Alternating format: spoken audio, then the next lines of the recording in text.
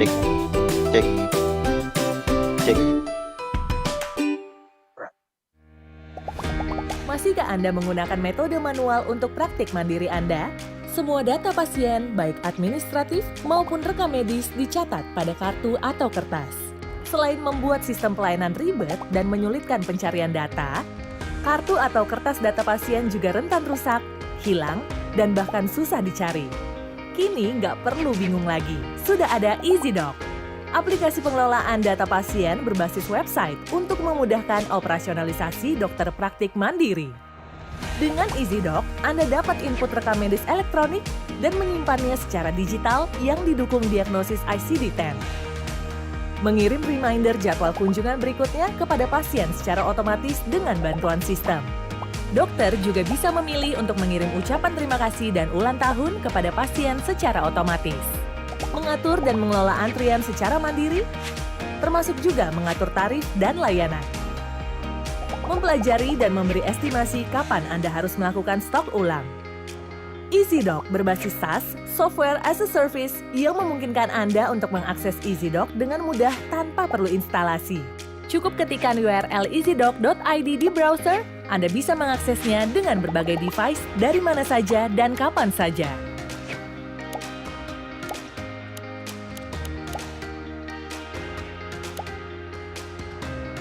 Fitur Write and Type Ready memungkinkan Anda untuk mencatat rekam medis pasien dengan menulis secara digital, serta kemudahan mekanisme pembayaran untuk pasien dengan sistem cashless payment.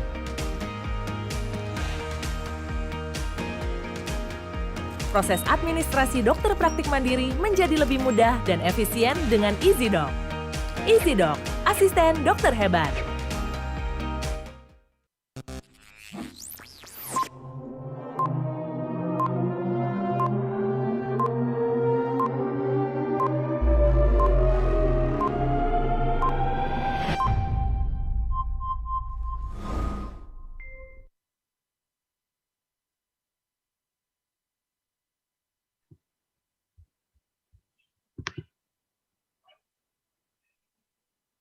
Baik, Assalamualaikum warahmatullahi wabarakatuh. Bismillahirrahmanirrahim.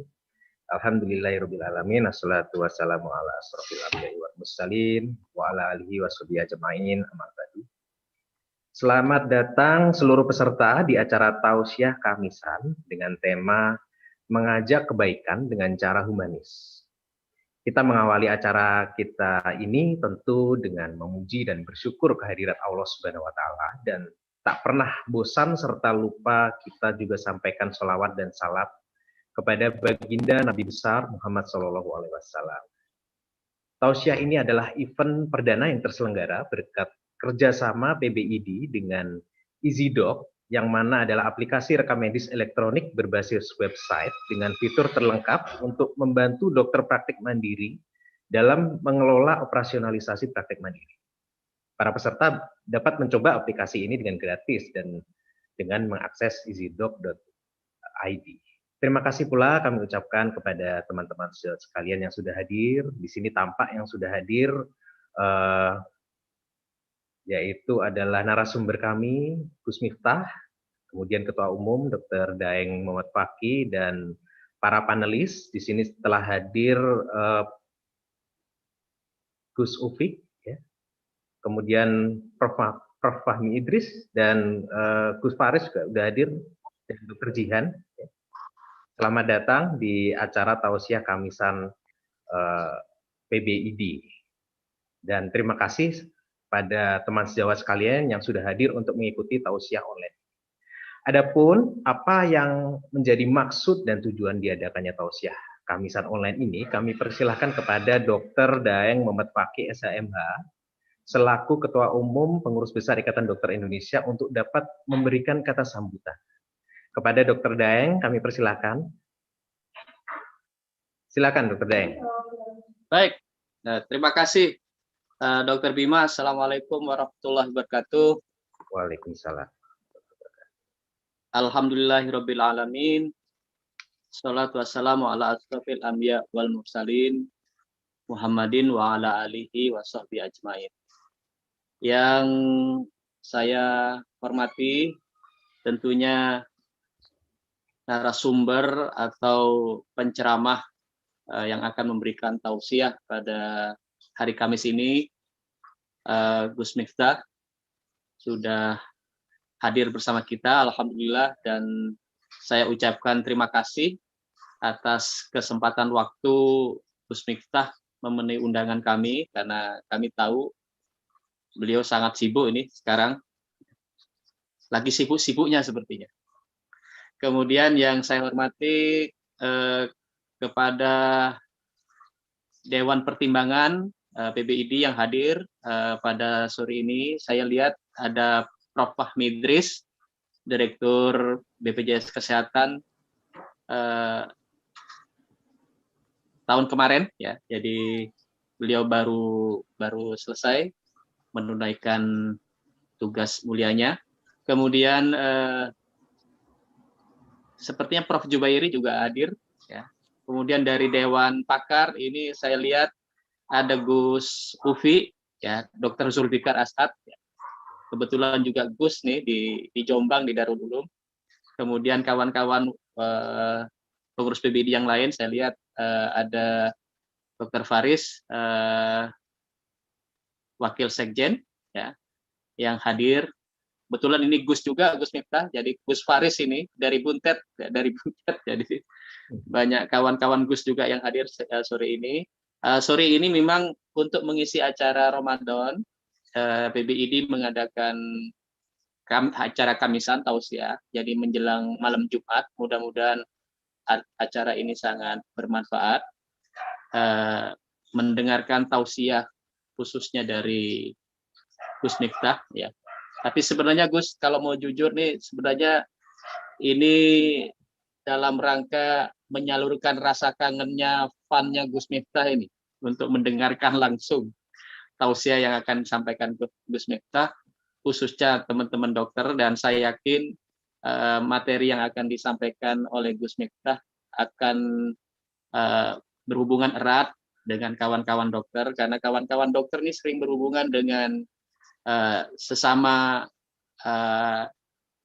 tenaga kesehatan dan pasien, Gus. Jadi kegiatannya banyak memberikan pertolongan pelayanan, sehingga materi yang akan disampaikan Gus Miftah saya kira dapat menjadi sangung, ya, bekal bagi kawan-kawan untuk bisa beraktivitas baik di luar pelayanan maupun di dalam pelayanan.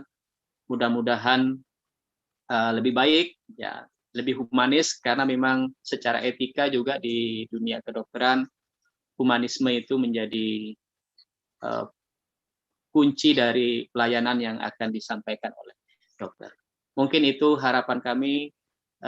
Mudah-mudahan tausiah ini sangat bermanfaat, dan kami tahu persis mudah-mudahan Gus Miftah akan memberikan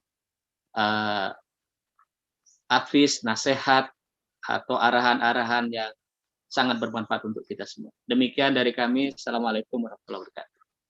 Waalaikumsalam warahmatullahi wabarakatuh. Alhamdulillah, demikian sambutan dari Dr. Daeng Muhammad Fakih, SHMH, selaku Ketua Umum Pengurus Besar Ikatan Dokter Indonesia. Kepada beliau, kami ucapkan terima kasih. Ya, guru besar, senior, dan teman sejawat yang budiman, humanisme dalam Islam ditempatkan dalam posisi yang sangat tinggi. Sebab penghargaan terhadap manusia dan kemanusiaan ditentukan langsung oleh Allah Subhanahu wa Ta'ala. Islam telah mengajarkan bahwa Allah telah menjadikan manusia sebagai satu-satunya makhluk yang dijadikannya sebaik-baiknya dan paling istimewa di antara makhluk yang lain. Oleh karena itu, manusia wajib menempatkan martabat manusia dan kemanusiaan pada tempat yang sebaik-baiknya. Nah, bagaimana caranya untuk dapat mengajak kebaikan dengan cara humanis? Mari kita dengarkan tausiah dengan tema mengajak kebaikan dengan cara humanis, yang insya Allah akan disampaikan oleh Gus Miftah, Kiai Haji Miftah Maulana Habibur Rahman, yang lebih akrab dikenal dengan Gus Miftah. Tapi untuk keberkahannya, mari sejenak kita membaca basmalah bersama-sama. Semoga tujuan kita menuntut ilmu mendapat keberkahan dari Allah Subhanahu wa Ta'ala. Bismillahirrahmanirrahim. Sejawat sekalian, selanjutnya mari kita ikuti tausiah yang akan disampaikan oleh guru kita, Gus Miftah, yang mana beliau juga sebagai pimpinan Pondok Pesantren Ora Aji. Tentunya beliau ini sudah tidak asing lagi karena beliau ini sangat populer. Kebetulan di sini juga banyak dokter-dokter sini yang menjadi follower media sosial Gus Miftah ini, Gus. Dan beliau ini termasuk saya yang menjadi followernya. Semoga kita bisa mengambil manfaat dari apa yang beliau sampaikan. Monggo Gus, barangkali ada yang bisa kita petik nanti. Silakan Gus Miftah, monggo. Assalamualaikum warahmatullahi wabarakatuh. Waalaikumsalam warahmatullahi wabarakatuh. Bismillah, alhamdulillah, salatu wassalamu ala rasulillah, Sayyidina Maulana Muhammad ibni Abdillah, wala hawla wala quwata illa billah, amma ba'd. Bapak-bapak dan ibu-ibu dokter yang berbahagia. Alhamdulillahirabbil alamin, sore hari ini saya bisa dan diperkenankan untuk silaturahim. Yang suara di sini matiin aja.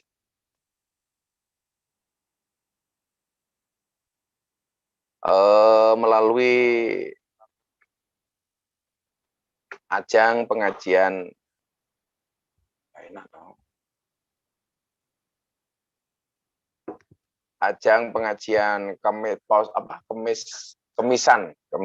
Tausiah kemisan yang sangat spesial. Para pesertanya adalah yang hari ini bisa dikatakan sebagai pahlawan di era pandemi ini, garda terdepan untuk supaya kita segera mentas dari pandemi ini. Maka cukup saya sampaikan, bila teman membuatmu kecewa, bila pasangan membuatmu terluka, dan bila corona membuatmu menderita, yakinlah Gus Miftah hadir dengan membawa cita. Nah, hari ini temanya menarik. Kita akan berbicara bagaimana sih sebenarnya mengajak secara humanis.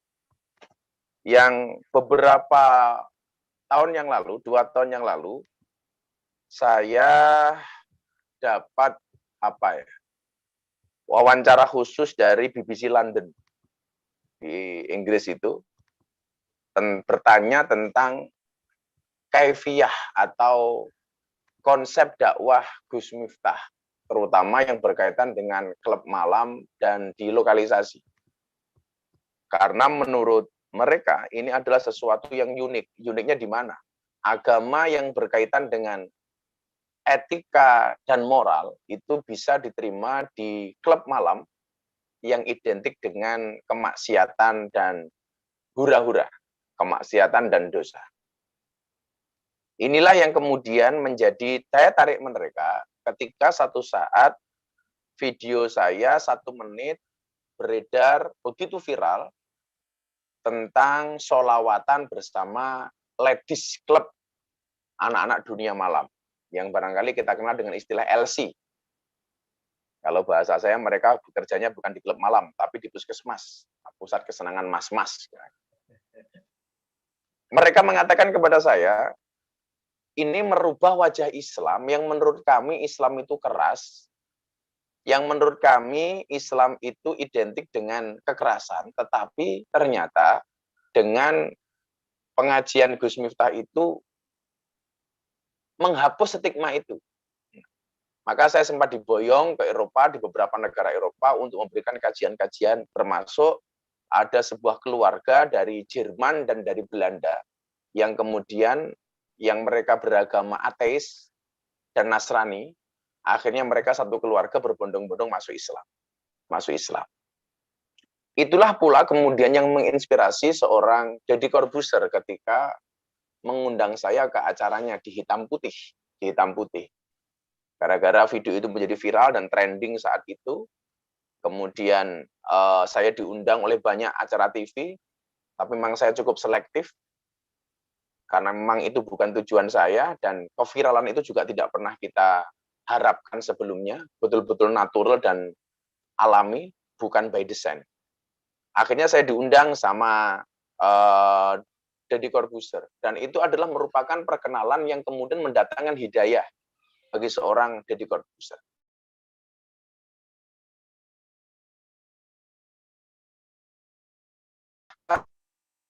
Landasan atau konsepsi dakwah itu terbangun dari surat An-Nahl ayat 125. Ini adalah merupakan dasar para dai itu berceramah atau bertausiah. Para dai menyeru kepada jalan Allah Subhanahu wa taala. Ud'u ila sabili rabbika bil hikmah wal mau'izatil hasanah wajadilhum billati hiya ahsan inna rabbaka huwa a'lamu biman dhalla inna rabbaka huwa a'lamu biman dhalla an sabili wa huwa a'lamu bil muhtadin. Ini adalah hilang dari mati ini. Ada suaranya enggak? Cek. Masuk enggak? Terdengar, Gus. Yang artinya kurang lebih adalah serulah manusia kepada jalan Tuhanmu dengan hikmah. Suaranya masuk. Dengan hikmah dan pelajaran yang baik. Dan bantahlah mereka dengan cara yang baik.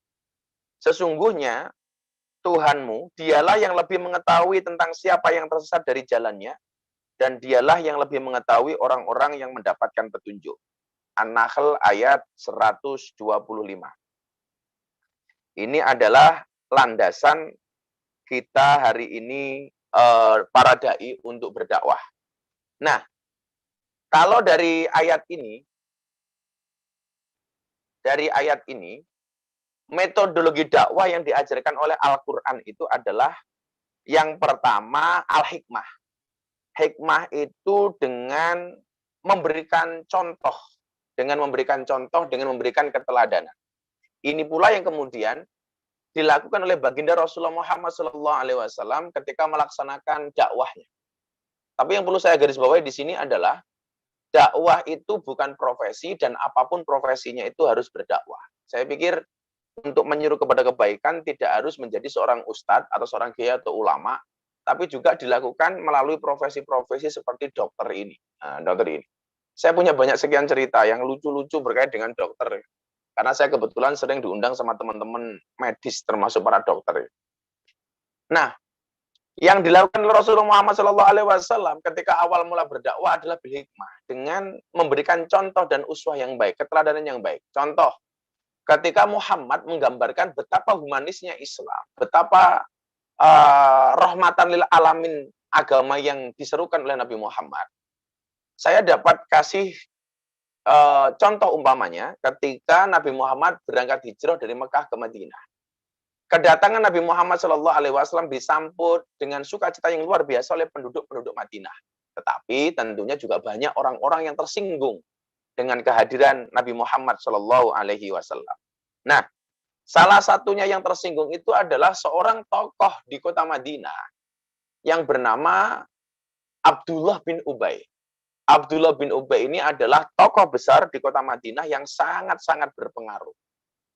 Dengan kehadiran Nabi Muhammad SAW, ternyata mengikis sedikit demi sedikit ketokohan dari seorang Abdullah bin Ubay. Jadi ya Bapak Ibu jangan kaget kalau kita datang ke satu kampung kemudian ketokohan kita itu menonjol, itu akan membuat tersinggung tokoh-tokoh lokal. Maka saya itu selalu menyarankan kepada panitia pengajian, kalau bisa sebelum kita manggung yang diundang dari luar daerah itu menyampaikan dakwah, ada baiknya kemudian tokoh-tokoh lokal itu untuk dipanggungkan terlebih dahulu. Menjaga kearifan lokal lah, the local wisdom. Jadi menjaga, menghargai tokoh-tokoh lokal. Saya kurang setuju kalau kemudian kita mendatangkan pembicara dari luar daerah atau luar kota, tapi dengan tidak menghargai atau kurang hormatnya kita kepada kiai-kiai kampung yang ada di lokal. Saya pikir mereka juga perlu dikasih panggung. Karena kejadian yang dialami oleh Nabi Muhammad SAW begitu luar biasa. Ketersinggungan Abdullah bin Ubay ini sampai dia memprovokasi penduduk-penduduk kota Madinah untuk membenci Nabi Muhammad SAW. Maka saya itu sering ditanya begini, Gus, hasad itu sebenarnya boleh atau enggak? Ya sebenarnya boleh-boleh saja itu. Yang tidak boleh itu adalah wa min syarri hasidin idza hasad. Orang hasud dan memprovokasi yang lain untuk ikut hasud. Lah itu ya nggak boleh. Kalau saya nggak suka dengan Dr. Daeng umpamanya, atau Dr. Daeng nggak suka dengan saya, itu ya sah-sah saja. Yang nggak boleh itu kan sebenarnya ketika idza hasad, sudah hasud dia memprovokasi yang lain untuk melakukan hal yang sama. Nah, yang dilakukan oleh Abdullah bin Ubay itu sedemikian luar biasa. Dia memprovokasi penduduk-penduduk Madinah untuk membenci Nabi Muhammad SAW. Sampai ada satu ungkapan dari Abdullah bin Ubay yang mengatakan apa? Samin kalbak yakulka. Gemukkanlah anjingmu, maka anjingmu akan memakan. Coba, Nabi Muhammad SAW sampai dikatakan anjing oleh Abdullah bin Ubay. Nah, apakah kemudian Nabi Muhammad terprovokasi dengan provokasi dari Abdullah bin Ubay? Ternyata tidak. Yang dilakukan oleh Muhammad adalah mendoakan Abdullah bin Ubay supaya mendapatkan hidayah dari Allah Subhanahu wa taala. Apakah kemudian Nabi Muhammad berhasil? Enggak. Karena memang dakwah itu adalah fokuslah kepada proses, jangan berorientasi kepada hasil. Karena Allah mewajibkanmu untuk berdakwah, tidak mewajibkanmu untuk sukses. Itu pula yang kemudian Allah ketika mengatakan kepada Nabi Muhammad ketika pamannya meninggal dan belum mendapatkan hidayah, Nabi Muhammad SAW bersedih. Kemudian Allah mengatakan kepada Muhammad, innaka lang tahdi man ahbabta, walakinallah yahdi may yasha. Muhammad, sesungguhnya engkau tidak bisa memberikan hidayah kepada orang yang kau kehendaki, yang kau cintai, tetapi Allah memberikan hidayah kepada yang dikehendakinya. Maka saya selalu menanamkan bahwa kemudian fokuslah kepada proses, jangan berorientasi kepada hasil. Karena Allah memerintahkanmu untuk usaha, tidak memerintahkanmu untuk sukses. Nah, akhirnya yang terjadi apa? Memang Abdullah bin Ubay ini tidak berhasil masuk Islam. Tetapi anaknya Abdullah bin Ubay itu akhirnya masuk Islam. Akhirnya masuk Islam.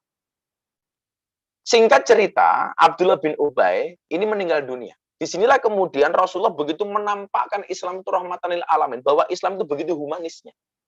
Begitu Abdullah bin Ubay meninggal, anaknya Abdullah bin Ubay ini kebetulan merupakan pengikutnya Nabi Muhammad SAW. Nah, akhirnya apa yang terjadi? Yang terjadi adalah ketika bapaknya meninggal dunia, anaknya Abdullah bin Ubay datang kepada Nabi Muhammad SAW. Rasul, mau enggak engkau ziarah, takziah ke almarhum bapakmu yang meninggal dunia?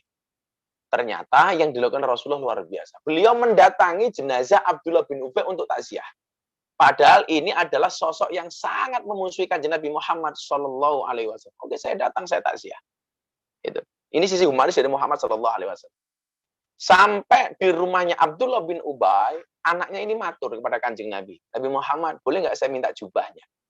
Lah, untuk apa? Dijawab oleh anaknya Abdullah bin Ubay. Saya minta jubahmu untuk saya jadikan kain kafan bapakku. Ya, mikirnya si anaknya Abdullah bin Ubay kan, malaikat mungkar nakir, wow, melihat jubahnya kanjeng Nabi dipakai jubah kan. Makanya diminta jubahnya itu. Kalau saya dulu sering guyonan, kalau nggak mau ditanya sama malaikat mungkar nakir gampang. Kain kafannya diganti, jangan putih tapi hijau. Oh, saya orang NU Gus, kain kafannya hijau. Malah beneran itu, malah bagus. Sama mungkar nakir nggak akan ditanya. Kenapa? Karena dikira lontong. Akhirnya jubahnya kanjeng Nabi dikasih ke bapaknya Abdullah bin Ubay. Tidak berhenti sampai di situ. Abdullah bin Ubay mengatakan, Rasul, enggak engkau memberikan pertolongan kepada bapakku. Syafaati bapakku. Kanjeng Nabi meludahi jenazah bapaknya Abdullah bin Ubay. Abdullah bin Ubay. Karena memang apa yang keluar dari Muhammad itu bisa memberikan syafaat. Tidak hanya berhenti sampai di situ, anaknya Abdullah bin Ubay matur lagi, kanjeng Nabi, mau enggak engkau mensolatkan jenazah bapak? Bapak Ibu, saat itu belum ada larangan mensolatkan jenazah orang kafir atau orang non-Islam. Akhirnya Nabi Muhammad akan mensolatkan jenazah Abdullah bin Ubay. Sampai diprotes oleh sahabat Umar bin Khattab. Kanjeng Nabi, ini orang non-Islam, kenapa kamu sembayangkan? Kamu solatkan jenazahnya. Akhirnya Nabi Muhammad menjawab, Umar, kamu diam. Nabi ini aku dudu awakmu. Kira-kira begitu. Nabinya itu saya, bukan kamu. Kamu ngatur-ngatur Nabi. Nah, sesaat sebelum Nabi Muhammad SAW mensolatkan jenazah Abdullah bin Ubay, turunlah satu ayat dalam surat At-Taubah ayat 87 kalau nggak salah, yang bunyinya adalah wala tusolli ala ahadim minhum mata abadan wala takum ala qabri. Dan janganlah sekali-kali kamu Muhammad mendoakan, mensolatkan orang yang mati salah satu di antara mereka, dan janganlah kamu berziarah di atas kuburnya. Janganlah kamu berdiri di atas makamnya. Ayat ini yang kemudian menjadi dasar larangan untuk mendoakan orang-orang yang sudah meninggal dalam keadaan non-Islam, termasuk mensolatkan jenazahnya. Akhirnya Rasulullah Muhammad SAW gagal, tidak jadi mensolatkan jenazah Abdullah bin Ubay dengan landasan at-taubah.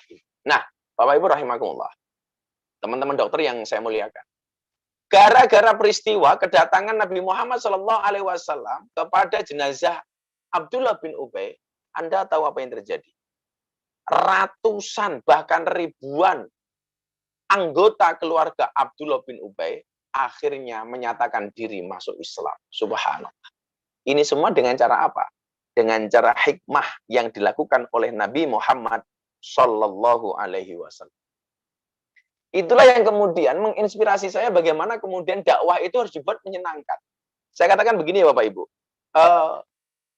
Barangkali saya mau tanya, kenapa klub malam itu dikatakan sebagai dunia hiburan? Dunia hiburan. Karena yang datang ke klub malam itu rata-rata orang susah. Orang susah yang mencari kesenangan. Jadi kalau Anda mengatakan yang datang ke klub malam itu orang senang, salah. Itu orang susah. Orang susah yang mencari kesenangan. Nah, pertanyaan saya sederhana. Kenapa mereka mencari kesenangan di tempat hiburan malam? Karena mereka tidak pernah menemukan kesenangan di tempat pengajian. Maka mereka larinya ke tempat hiburan. Saya membayangkan kalau kemudian kajian atau pengajian itu dikemas sedemikian menyenangkannya. Sedemikian menyenangkannya. Orang ngaji, relax, enjoy, happy. Ya kan? Maka ini akan menjadi solusi untuk mengurangi orang-orang datang ke klub malam. Ya, karena mereka sudah bahagia untuk datang di pengajian. Mereka nggak perlu untuk mendatangi klub malam. Itulah yang saya lakukan. Itulah yang kemudian menginspirasi saya untuk jemput bola, mendatangi tempat-tempat seperti itu. Tentunya sesuai dengan ajaran Nabi Muhammad SAW. Kenapa? Karena Nabi Muhammad melarang kita untuk melaknat siapapun, bahkan ahli maksiat sekalipun.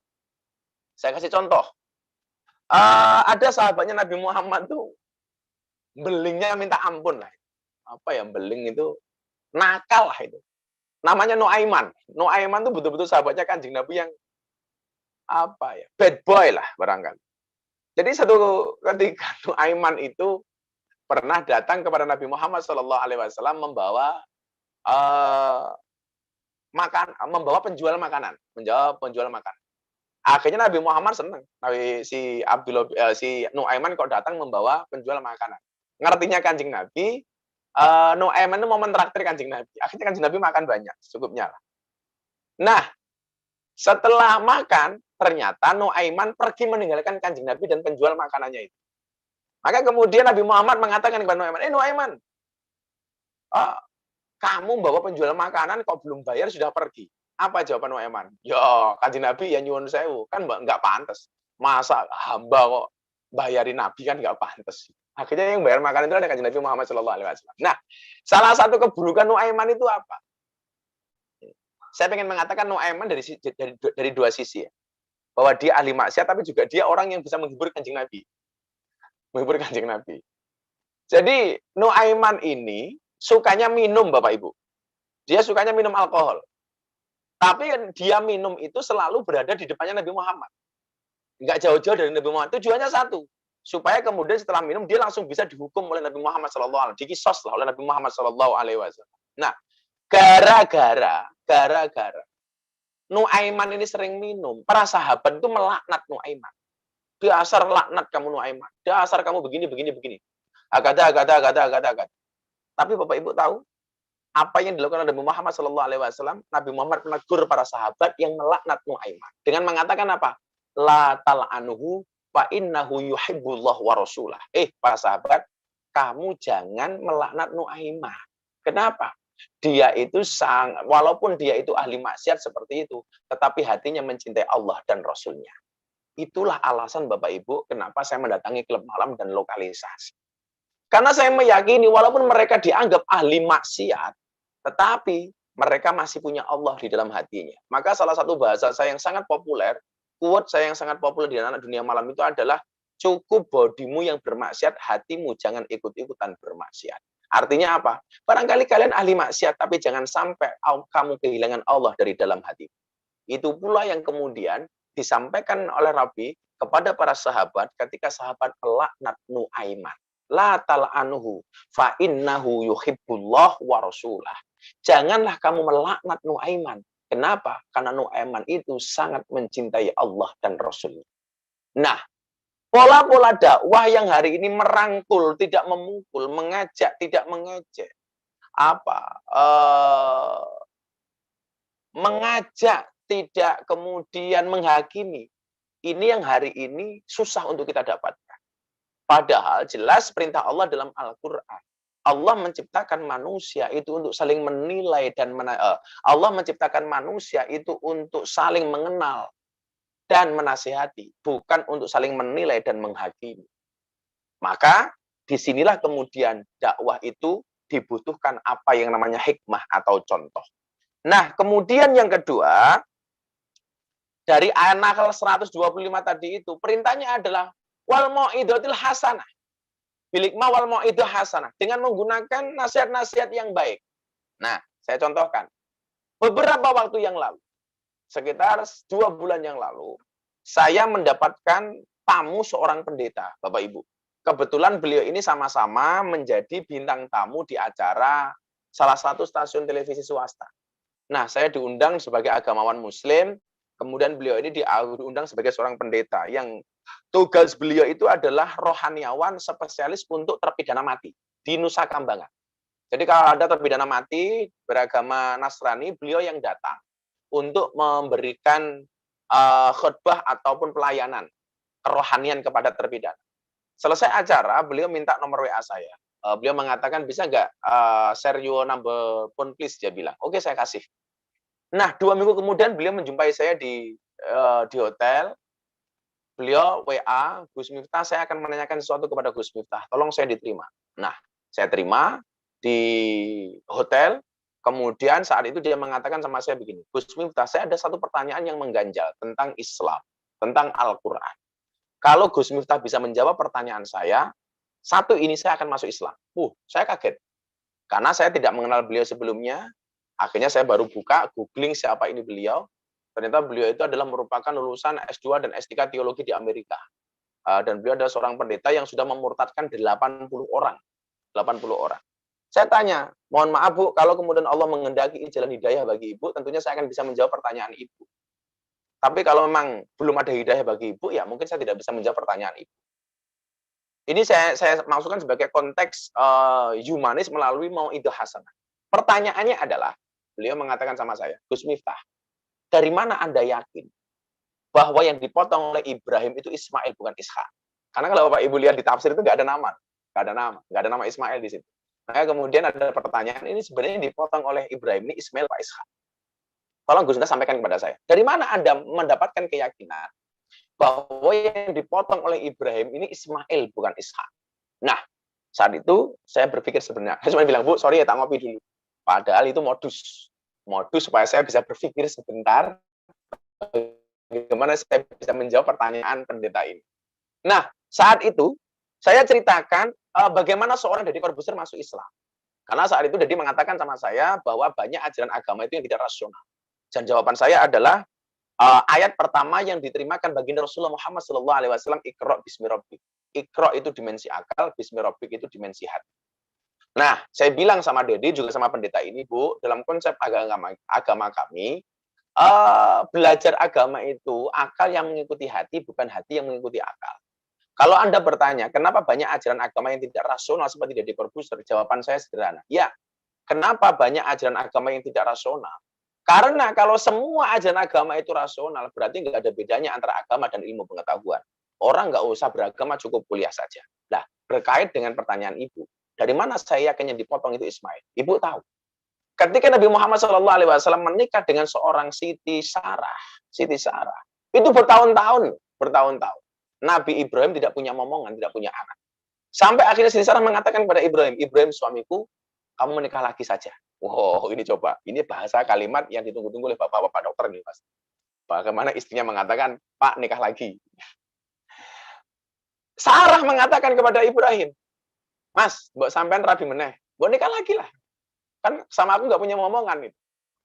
Indah banget ya bahasanya istri seperti itu. Ya. Nikah lagi. Gitu. Ya. Terus, Jawaban Ibrahim, enggak, saya enggak mau, karena saya mencintai kamu, ya Sarah. Dipaksa sama Sarah, Bapak Ibu. Udah kamu nikah lagi, kita carikan calon. Akhirnya dicarikan calon namanya Hajar. Dan ternyata punya anak. Yang kemudian melahirkan seorang Ismail. Dari mana saya yakin bahwa yang dipotong itu Ismail? Bu, secara psikologis, baik Ibrahim maupun Hajar, itu lebih terbebani ketika yang diperintahkan oleh Allah dipotong lehernya itu Ismail, bukan Ishak. Kenapa? Karena ini anak pertama, nunggu sekian lama, cinta banget Ibrahim kepada Ismail, dan diperintahkan untuk memotong lehernya. Itu lebih enteng bagi lebih berat bagi Ibrahim daripada memotong leher Ishak. Saya bermain aspek psikologis bahwa tentunya Ibrahim akan lebih berat memotong lehernya Ismail dibanding lehernya Ishak. Nah, jawaban saya ini ternyata diterima dengan baik oleh pendeta sampai kemudian dia mengatakan kepada saya, Gus Miftah, I will to be a Muslim. Ini adalah bentuk dari mau'idhah hasanah. Satu lagi kasus barangkali, sebelum kita tanya jawab, saya ketika ada acara di iNews ngobrol bareng Gus Miftah, saya sebagai host, saya ada bintang tamu yang ngajak seorang perempuan bule dari Islandia. Dia tadinya tanya sama saya, Anda itu siapa? Saya bilang Ustadz, dia tidak tahu, karena dia orang Eropa. Baru saya jawab, Muslim teachers, dia paham. Nah, saat itu, saya tanya, kamu siapa? Saya Audurlinda from Iceland. Agama kamu apa? Before I am Christian and now I am atheist, dia bilang. Nah, saat itu saya tanya, kenapa kamu ateis? Because we are believe in science, not believe in God. Saya percaya dengan ilmu pengetahuan, kita tidak percaya dengan agama. Agama is fiction, dia bilang. Religion is fiction, dia bilang. Sampai akhirnya dia bertanya sama saya begini, coba saya mau tanya sama kamu. Kenapa perempuan itu begitu dimuliakan dalam Islam? Sampai menyentuh saja tidak boleh dan mereka harus menutup auratnya dengan menggunakan hijab dan jilbab. Saya waktu itu memang sudah sangat tergesa-gesa karena saya mau tapping, sudah segera on cam. Akhirnya saya jawab dalam waktu yang sesingkat-singkatnya. Saya sampaikan sama dia, you know Queen Elizabeth? Yes, dia bilang. Saya tahu Queen Elizabeth. Rakyat-rakyat di Inggris tidak serta-merta bisa mendekat kepada Queen Elizabeth. Kenapa? Karena begitu mulianya sosok Queen Elizabeth di mata rakyat GBR, di Britania Raya. Nah, demikian juga dengan Islam, menempatkan posisi seorang perempuan itu jauh lebih mulia dibandingkan seorang Ratu Elizabeth. Itulah kenapa kemudian perempuan begitu kita proteksi dengan cara menutup auratnya, dengan cara tidak boleh menyentuhnya kecuali dengan akad nikah, ijab kabul, dan lain sebagainya. Sesederhana itu, Bapak Ibu, perempuan yang bernama Audurlinda usia 20 tahun dan dia ateis, dia langsung mengatakan sama saya, excuse me, sir, I will to be a Muslim. Saya ingin menjadi seorang Islam. Akhirnya saya mengislamkan seorang ateis dalam waktu 10 menit. Anda bisa lihat di postingan saya di Instagram. Artinya apa? Bahwa mau'idhah hasanah hari ini yang dibutuhkan adalah mau'idhah yang mampu menerjemahkan Al-Quran sebagai bahasa langit, yang mampu kita terjemahkan dengan menggunakan bahasa-bahasa bumi. Apalagi hari ini kita berhadapan dengan banyak milenialis. Yang ketika saya berbicara ayat dan hadis secara ansih, mereka akan menolak. Minimal mereka akan enggan untuk mendengarkan. Tetapi ketika ayat atau hadis itu saya wujudkan dalam bentuk quotes, ternyata diterima dengan baik oleh teman-teman milenial. Nah, kemudian yang ketiga, metodologi dakwahnya adalah An-Nahl 125, wajadilhum billati hiya ahsan. Kalau kemudian kita harus berdebat, tentunya dengan cara yang baik. Barangkali sebagai pancingan seperti itu, kita masuk sesi tanya jawab kepada Gus Moderator, waktu dan tempat saya persilahkan. Ya, baik. Terima kasih. Alhamdulillah wa syukurillah, Bapak Ibu sekalian, luar biasa. Kita bersyukur sore hari ini diberikan kesempatan luar biasa sehingga kita bisa mendapatkan banyak arahan ilmu dari Gus Miftah guru kita. Dan tentu di bulan Ramadan ini merupakan waktu yang sempurna untuk mendulang pahala lewat kebaikan-kebaikan, dan semoga Allah memudahkan ibadah kita hingga kita lulus sebagai mutakin. Amin.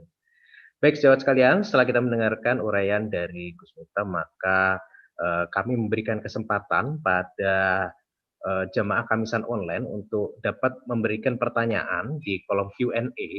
Pertanyaannya akan dibacakan oleh kami nanti dan akan dijawab oleh Gus Miftah. Baik, sepertinya sudah ada nih Gus yang bertanya dan melalui kolom Q&A.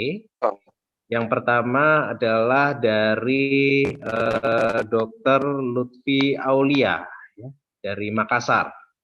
Assalamualaikum Gus, izin bertanya, minta tolong jelaskan kepada kami landasan tidak dibatalkannya puasa untuk swab dan vaksin pada saat ini. Karena banyak pasien yang menanyakan landasannya, namun saya bingung sendiri.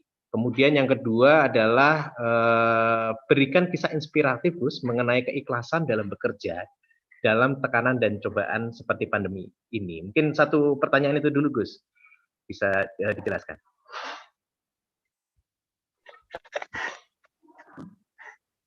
Halo. Monggo Gus. Halo. Ya. Ada suaranya? Ya terdengar Gus. Oke. Yang pertama soal tidak batalnya swab. Saya memang secara fikih belum mengkaji secara umum, tetapi menurut pemahaman saya dalam kitab Risalatus Syam atau Kitabus Syam itu yang membatalkan puasa itu kan memasukkan dengan sengaja dari lubang asli. Lubang asli itu kan ada 9.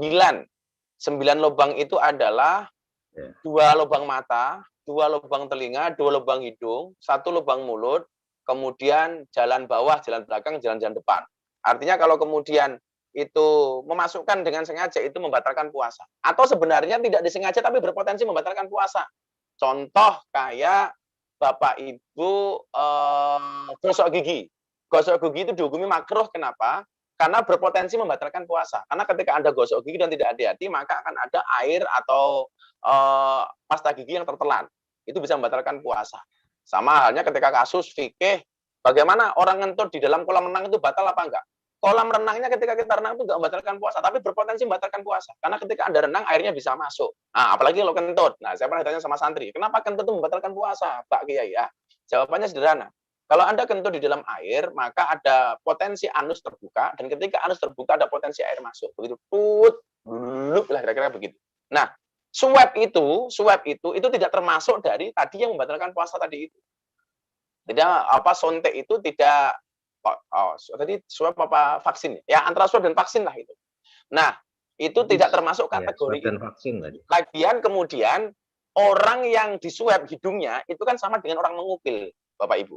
Orang jika upil lah, dan jika upil ngambil upil di hidung itu kan tidak membatalkan puasa.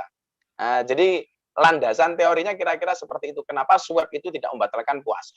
Demikian juga dengan ketika kita disogok ketika swab di tenggorokan kita. Karena itu tidak masuk ke dalam tenggorokan secara langsung. Satu itu.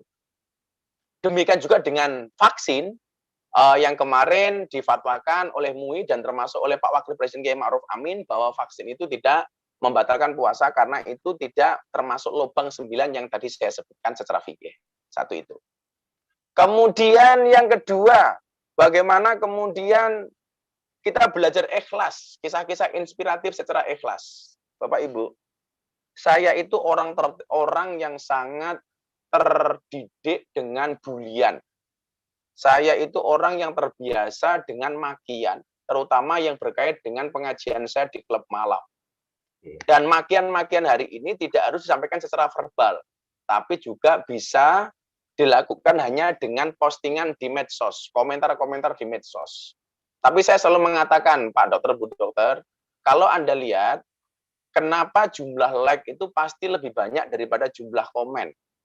Jawabannya sebenarnya sederhana. Kenapa jumlah like lebih banyak daripada jumlah komen? Karena seberapa banyak pun orang yang membencimu dengan komentar-komentarnya, yakinlah di luar sana lebih banyak yang mencintaimu dari dalam hatinya. Maka ketika kemudian kita bekerja dan dicari-cari kekurangannya, jangan sampai kemudian tidak ikhlas. Santai saja, gitu loh. Kalau ada orang mencari-cari kekuranganmu, tersenyumlah. Kenapa? Karena kekuranganmu saja diperhatikan, apalagi kelebihan. Nah, bagi banyak orang yang membenci seperti itu, saya selalu menempatkan diri saya seperti ini. Raja Wali itu tidak perlu meladeni, merespon serangan Gagak. Jadi ketika Gagak menyerang Raja Wali tidak perlu merespon serangan Gagak. Yang perlu dilakukan oleh Raja Wali cuma satu. Berterbanglah semakin tinggi, terus berterbanglah semakin tinggi, maka gagak tidak akan bisa menjangkau dan dia akan pada akhirnya akan jatuh dengan sendirinya. Artinya apa? Ketika ada kemudian serangan-serangan seperti itu, jangan sampai mengurangi keikhlasan kita. Ya, keikhlasan kita. Dan yang paling jelas adalah ikhlas itu lebih banyak diamnya daripada ngomongnya. Ikhlas itu diam. Karena kalau ngomong namanya iklan. Bukan ikhlas. Itu yang harus kita lakukan hari ini. Bahwa kemudian ketika sebuah persoalan kita lakukan hanya karena Allah lillahi ta'ala, maka semuanya akan menjadi mudah. Di saat kemudian orang memberikan kritikan makin kepada saya waktu itu, ya sudah, lillahi ta'ala. Kalau kemudian mereka ngomongin saya, ini begini, saya punya prinsip. Yang ada itu orang susah ngomongin orang senang. Nggak ada orang senang ngomongin orang susah. Yang ada itu yang di bawah ngomongin yang di atas. Bukan yang di atas ngomongin yang di bawah. Yang ada itu orang kecil ngomongin orang gede. Nggak ada orang gede ngomongin orang kecil. Bahkan kalau jadi orang gede, lupa dengan yang kecil. Yang ada itu rakyat yang ngerasani pejabat. Bukan pejabat yang ngerasani rakyat. Karena begitu jadi pejabat, sudah lupa dengan rakyat. Itulah yang kemudian saya lakukan.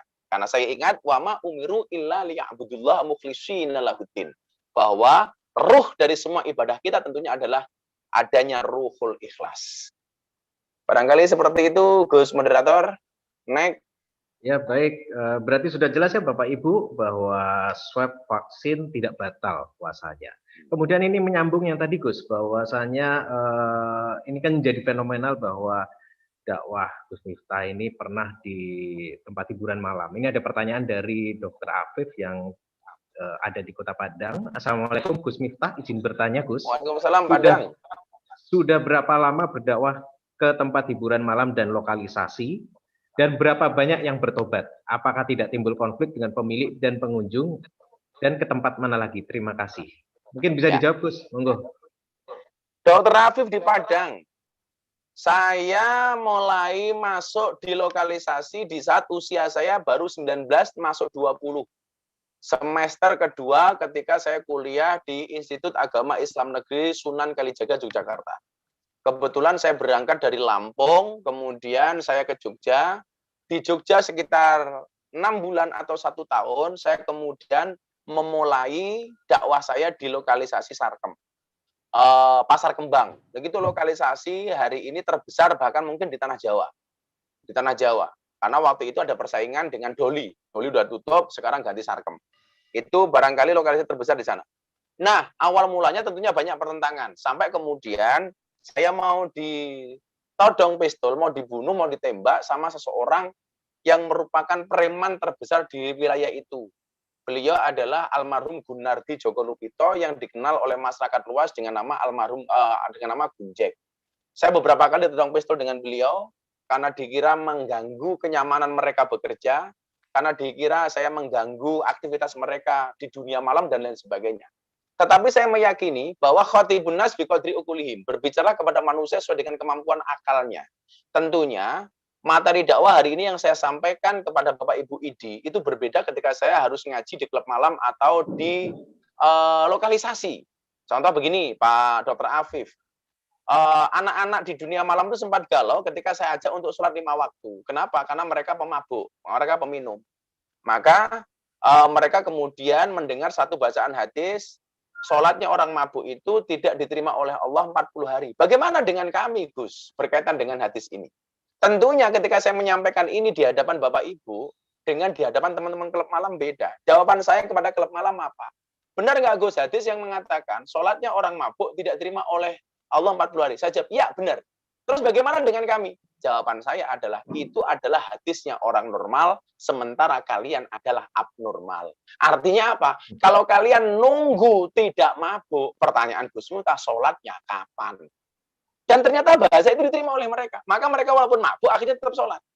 Contoh lagi, Gus Miftah, ini kan Gus Miftah ngajak kami untuk ikut korban sapi, korban kambing di Idul Adha. Padahal Gus Miftah tahu, uang ini uang hasil dari prostitusi. Bagaimana kemudian dengan kami, apakah ada pahala bagi kami? Jawaban saya sederhana, Dr. Afif. Mohon maaf, Gus Miftah bukan panitia pahala. Artinya apa? Ya memang kalau kemudian kamu berbuat baik, ya nggak usah ngarap-ngarap pahala. Nggak usah berharap pahala. Ya sudah, berbuat baik saja. Soal diterima atau enggak itu urusan Allah. Bahasa-bahasa itulah yang saya sampaikan kepada mereka, Pak.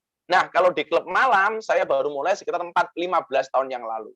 Di klub malam, di Jogja, kemudian di Bali, di Jakarta, dan seterusnya. Tentunya dengan metodologi-metodologi yang tadi diajarkan oleh baginda Rasulullah Muhammad SAW. Saya selalu mengatakan orang baik dan orang jelek itu bedanya tipis. Bedanya apa? Sebaik-baiknya orang pernah berbuat jelek dan sejelek-jeleknya orang pasti pernah berbuat baik. Dan ingat, orang baik pasti punya masa lalu dan orang jelek pasti punya masa depan. Dan alhamdulillah kalau dulu awal-awal saya dakwah Dr. Afif, saya ditolak di mana-mana dengan berbagai penolakan. Tapi sekarang hampir semua klub malam di Indonesia menghendaki saya untuk datang berdakwah kepada mereka. Nah, berapa banyak yang tobat? Saya tidak bisa ngitung, Pak. Karena saya itu mengislamkan orang, menuntun orang bersahadat itu tidak sekali dua kali, Pak. Sudah ratusan kali dan saya nggak kehitung berapa itu. Termasuk dari anak-anak klub malam. Apakah ada dampak, Gus, bagi mereka yang masih bekerja di sana?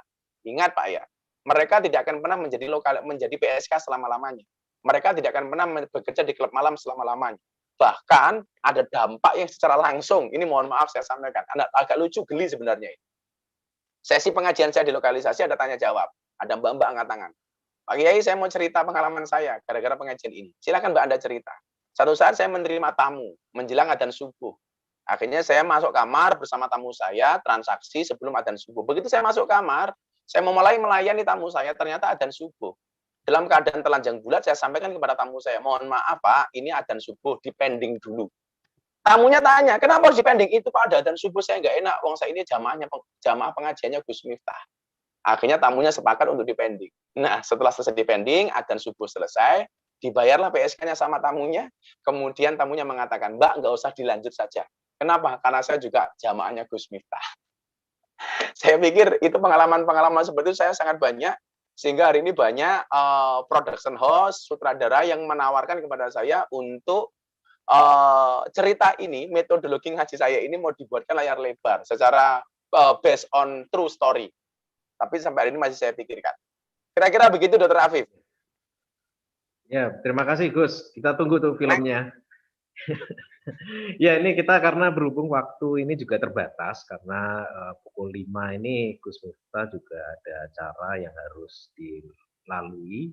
Maka mungkin ini menjadi pertanyaan yang terakhir walaupun semua tidak bisa terpenuhi pertanyaan. Dan ini kita kasih kesempatan untuk mahasiswa ini Gus.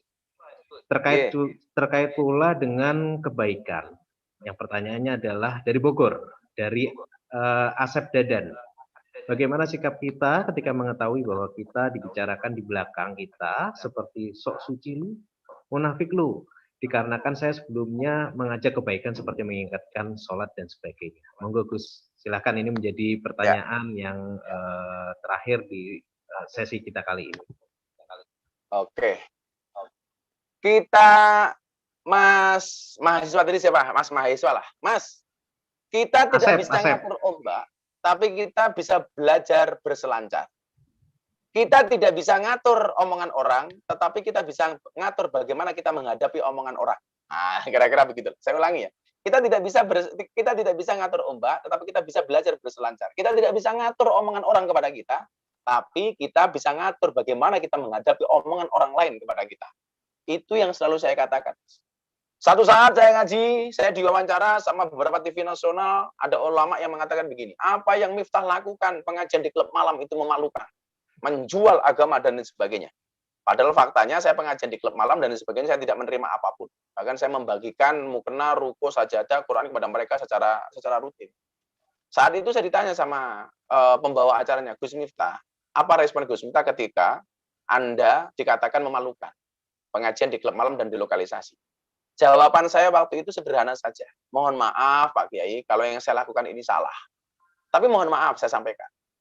Kalau saya ngaji di klub malam, itu dianggap memalukan. Lebih memalukan mana ketika kita melihat kemaksiatan, diam tanpa memberikan solusi apapun kepada mereka. Akhirnya beliau nggak bisa jawab. Saya sampaikan, ibarat orang sholat di masjid, ada yang jadi imam, ada yang jadi muadzin, ada yang iqomat, ada yang membaca dzikir. Miftah ini cukup menjadi orang yang membersihkan WC saja. Saya pembersih WC-nya saja. Nggak usahlah saya menjadi imam, nggak usahlah saya menjadi muadzin, nggak usahlah saya menjadi yang mimpin tahlil, mimpin yasinan, dan lain sebagainya. Cukuplah saya menjadi orang yang membersihkan korek-korek WC-nya saja. Karena faktanya, kalau Anda sholat di masjid, sementara WC-nya bau, Anda juga tidak akan pernah khusyuk sholat di dalam masjid. Kira-kira kan begitu. Anda sholat, menjadi imam, menjadi jamaah, kemudian WC-nya bau, kotor, dan lain sebagainya, tentunya Anda tidak akan pernah khusyuk. Nah, tugas saya membersihkan WC saja. Silahkan Anda yang menjadi imam, silahkan Anda yang menjadi muadzin, memimpin tahlil, dan lain sebagainya. Cukuplah Miftah menjadi James Bond, jaga masjid dan kebunnya saja. Kira-kira seperti itu. Alhamdulillah, sudah jam 5, kurang sedikit, Mas Bima. Ya, sekali lagi lah, dakwah itu bukan profesi, tapi semua profesi harus berdakwah. Dan ingat, fastabiqul khairat, berlomba-lomba dalam kebaikan, itu bukan satu posisi diperebutkan banyak orang, tetapi menjadi yang terbaik di posisi masing-masing. Anda menjadi dokter, ya dokter terbaik. Anda menjadi dai, ya dai terbaik. Anda menjadi guru, ya guru terbaik. Nah, sebagai penutup, saya mau cerita ini Mas Bima, moderator dan kawan-kawan. Saya itu pernah ditanya, ya saya orangnya seneng guyon. Saya ditanya sama dokter di UGM waktu itu. Gus Miftah, yang lucu itu umat Islam loh Gus. Kenapa dokter? Orang Islam itu lucu. Yang kentut bokongnya kenapa wudhu yang dicuci mukanya? Oh gitu dokter ya? Iya. Akhirnya saya tanya sama dokter. Ya, kalau Pak dokter tanya kenapa orang Islam yang kentut bokongnya yang dicuci mukanya sama dengan Pak dokter. Kenapa yang sakit matanya kok yang disuntik bokongnya? Kenapa matanya yang nggak disuntik? Itulah alasan kenapa orang Islam yang kentut bokongnya, wudhu yang dicuci mukanya. Kemudian yang kedua, kenapa orang Islam yang kentut bokongnya, wudhu dicuci mukanya? Karena rasa malu itu tempatnya di muka, Pak, bukan di bokong. Maka kalau Anda ngentut di depan publik, Anda merasa malu, yang ditutupi pasti mukanya, bukan bokongnya. Terima kasih Mas Bima. Oke, baik, terima kasih Gus. Baik, sejawat sekalian, akhirnya dengan mengucap syukur alhamdulillah selesai sudah tausiah Kamisan online perdana kita yang terselenggara berkat kerjasama PPID dan Izidok. Terima kasih kami ucapkan kepada pemateri kita Gus Miftah, para panelis dan Izidok yang sudah mendukung acara ini. Karena judulnya Kamisan, insya Allah acara ini akan dilaksanakan tiap Kamis karena judulnya Kamisan. Mudah-mudahan kita bisa bertemu di acara tausiah yang akan datang dengan pemateri yang tidak kalah menarik, yaitu Kiai Haji Amir Syah Tambunan. Baik, untuk lebih berkahnya nih Gus, mohon untuk doa singkat agar berkah semuanya, dan tentu kita bisa mendoakan diri kita, keluarga kita, kerabat kita, serta para dokter yang telah gugur mendahului kita, serta bangsa kita yang saat ini sedang diuji oleh Allah Subhanahu wa Ta'ala dengan pandemi COVID. Semoga COVID ini bisa cepat lenyap dari negeri ini. Monggo Gus. Amin. Amin. Bismillahirrahmanirrahim. Allahumma shalli ala sayyidina Muhammad wa ala ali sayyidina Muhammad walhamdulillahirabbil alamin. Allahumma inna nas'aluka rizqaka wal jannah wa na'udzubika min sakhatika wan nar wa ajina minan nar ya mujir. Allahumma ya mujir ajina minan nar. Allahumma ya mujir ajina minan nar. Allahumma innaka afuwun karimun tuhibbul afwa fa'fu anna ya karim. Allahumma asrif 'anil wala wal waba wal bala wat taun wal kuruna innaka ala kulli syai'in qadir wala haula wala quwata illa billahil aliyil azim ya dzal quwwatil matin ya arhamar rahimin walhamdulillahi rabbil alamin. Terima kasih. Assalamualaikum warahmatullahi wabarakatuh. Waalaikumsalam warahmatullahi wabarakatuh. Terima kasih Gus. Alhamdulillah jawab sekalian, dengan doa yang tadi sudah dipimpin oleh Gus Miftah, berarti selesai sudah tausiah online kita pada sore hari ini. Semoga Allah kasih kita kesempatan, kesehatan, keafiatan, sehingga kita bisa bertemu pada event tausiah Kamisan di minggu depan. Amin ya rabbal alamin. Saya selaku pembawa acara mohon dibukakan pintu maaf bila ada kesalahan, kekurangan maupun kekhilafan. Semoga semakin baik lagi dan semakin baik lagi. Lebih kurangnya mohon maaf. Jika hari sedang hujan, sungai kecil selalu bersihkan. Jika ingin selamat badan, perintah Allah yuk laksanakan. Wallahu muwaffiq ila aqwamit thoriq. Wassalamualaikum warahmatullahi wabarakatuh. Waalaikumsalam warahmatullahi. Namun sebelum kita akhiri, ada informasi penutup kepada para peserta. Silahkan mengisi form feedback tausiah Kamisan minggu pertama hari Kamis 15 April 2021 untuk memasukkan kepada panitia atas penyelenggaraan webinar melalui link ini. Jadi bisa mengisi form feedback tersebut, dan mudah-mudahan kita diberi kesempatan untuk bisa hadir pada tausiah Kamisan di hari Kamis 22 April 2021 pukul 16 di link yang sama. Terima kasih dan sampai jumpa. Waalaikumsalam. Diri Anda, semua data pasien baik administratif maupun rekam medis dicatat pada kartu atau kertas. Selain membuat sistem pelayanan ribet dan menyulitkan pencarian data, kartu atau kertas data pasien juga rentan rusak, hilang, dan bahkan susah dicari. Kini nggak perlu bingung lagi. sudah ada EasyDoc. Aplikasi pengelolaan data pasien berbasis website untuk memudahkan operasionalisasi dokter praktik mandiri. Dengan EasyDoc, Anda dapat input rekam medis elektronik dan menyimpannya secara digital yang didukung diagnosis ICD-10. Mengirim reminder jadwal kunjungan berikutnya kepada pasien secara otomatis dengan bantuan sistem. Dokter juga bisa memilih untuk mengirim ucapan terima kasih dan ulang tahun kepada pasien secara otomatis. Mengatur dan mengelola antrian secara mandiri, termasuk juga mengatur tarif dan layanan. Mempelajari dan memberi estimasi kapan Anda harus melakukan stok ulang. EasyDoc berbasis SaaS, Software as a Service, yang memungkinkan Anda untuk mengakses EasyDoc dengan mudah tanpa perlu instalasi. Cukup ketikkan URL easydoc.id di browser, Anda bisa mengaksesnya dengan berbagai device dari mana saja dan kapan saja. Dari Waris, sehat? Alhamdulillah Gus, gimana kabarnya Gus?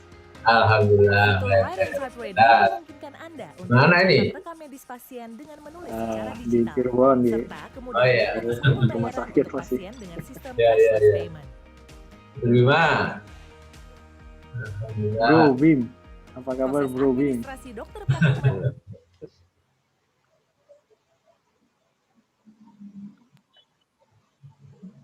Oke.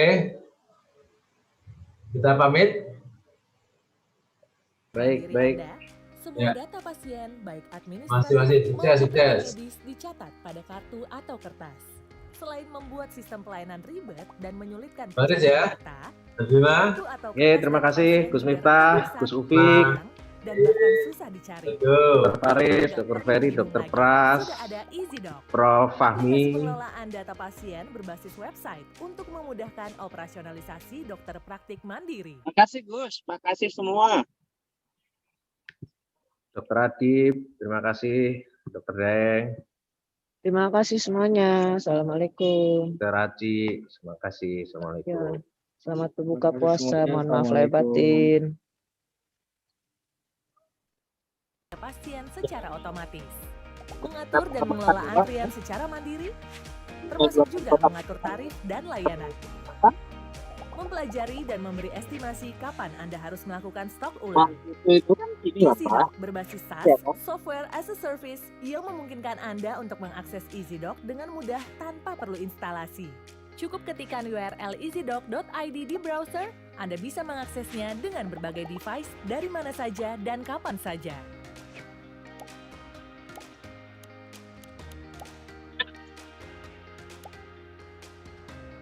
Fitur Write and Type Ready memungkinkan Anda untuk mencatat rekam medis pasien dengan menulis secara digital, serta kemudahan mekanisme pembayaran untuk pasien dengan sistem cashless payment.